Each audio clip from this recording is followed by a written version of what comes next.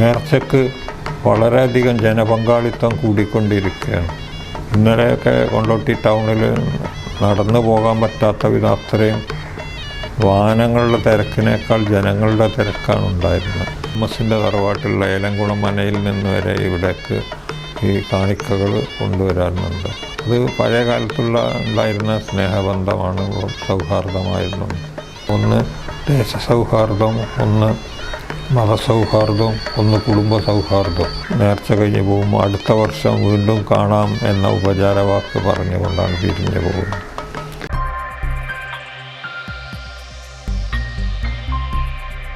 കൊണ്ടോട്ടി നേർച്ച എന്ന് പറഞ്ഞിട്ടുണ്ടെങ്കിൽ ഏറ്റവും അധികം ജനപ്രവാഹം കാണുന്നുണ്ട്. ഇന്നലെ തോക്കെടുക്കൽ, ഇനി തോക്ക് പൊട്ടിക്കൽ. അപ്പോൾ അത് നല്ല ജനനിബിഡായിട്ടാണ് കാണപ്പെട്ടത്. എല്ലാ മതവിഭാഗക്കാരും എല്ലാ മതവിഭാഗക്കാരും കൂടിയൊഴിച്ചുള്ളൊരു നേർച്ച ആയതുകൊണ്ട് ഒരു മതമൈത്രിയുടെ മകുടോദാഹരണമാണ് കൊണ്ടോട്ടി നേർച്ച എന്ന് പറഞ്ഞത്. കൊണ്ടോട്ടി നേർച്ചയ്ക്ക് തുടക്കം കുറിക്കുകയും കൊണ്ടോട്ടി ഫെസ്റ്റ് ജനം ഏറ്റെടുക്കുകയും ചെയ്തതോടെ കൊണ്ടോട്ടിയിലെങ്ങും ഉത്സവാഘോഷത്തിന്റെ രാപ്പകലുകൾ.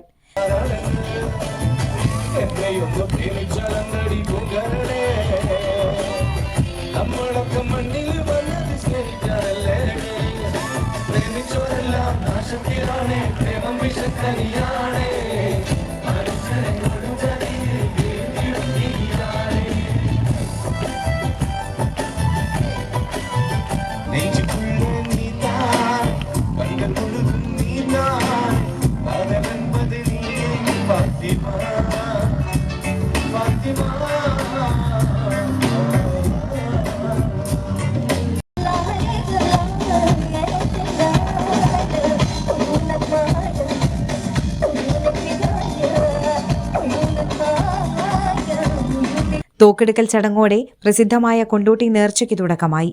പീരങ്കികൾ പ്രദർശിപ്പിച്ച ശേഷം 3 തവണ കതിന പൊട്ടിച്ചാണ് നേർച്ചയുടെ തുടക്കം അറിയിച്ചത്. കൊണ്ടോട്ടി തങ്ങളുടെ ആത്മീയ കേന്ദ്രമായ തക്കിയയിലും സമീപത്തെ ഗുബയിലും പ്രത്യേക പ്രാർത്ഥനകൾ നടന്നു.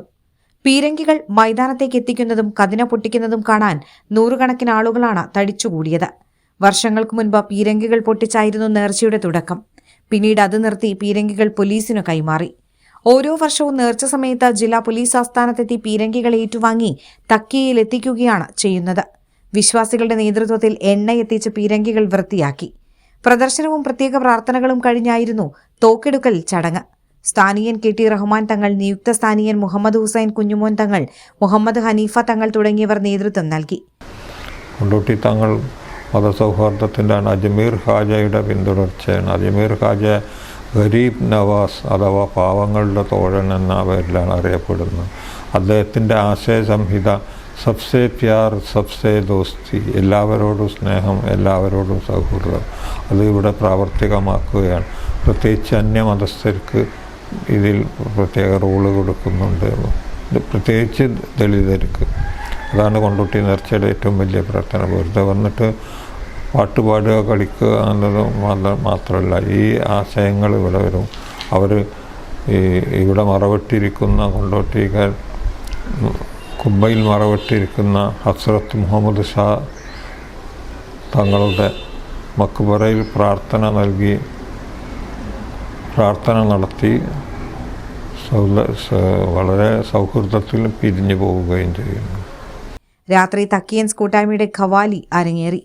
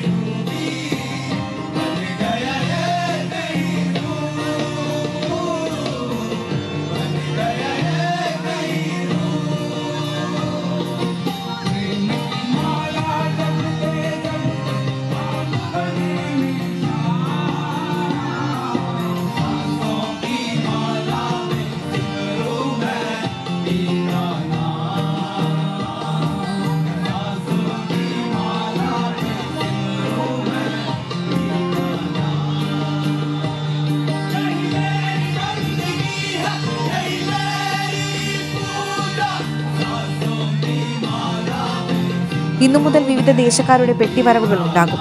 മെയ് 6 വരെയാണ് കൊണ്ടോട്ടി നേർച്ച. അതേസമയം നേർച്ചയുടെ മുന്നോടിയായി ആരംഭിച്ച കൊണ്ടോട്ടി ഫെസ്റ്റ് ഈ മാസം 28 വരെ തുടരും.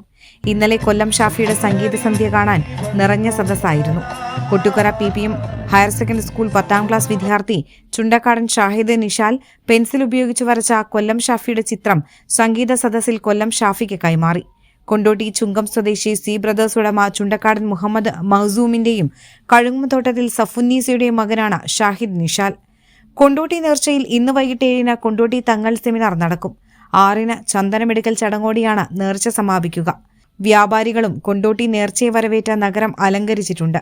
തങ്ങൾസ് റോഡ് മുതൽ കൊടിമരം വരെ റോഡിന്റെ ഇരുവശങ്ങളും വർണ്ണ വൈദ്യുത വിളക്കുകൾ കൊണ്ട് അലങ്കരിച്ചിട്ടുണ്ട്. News desk air 1.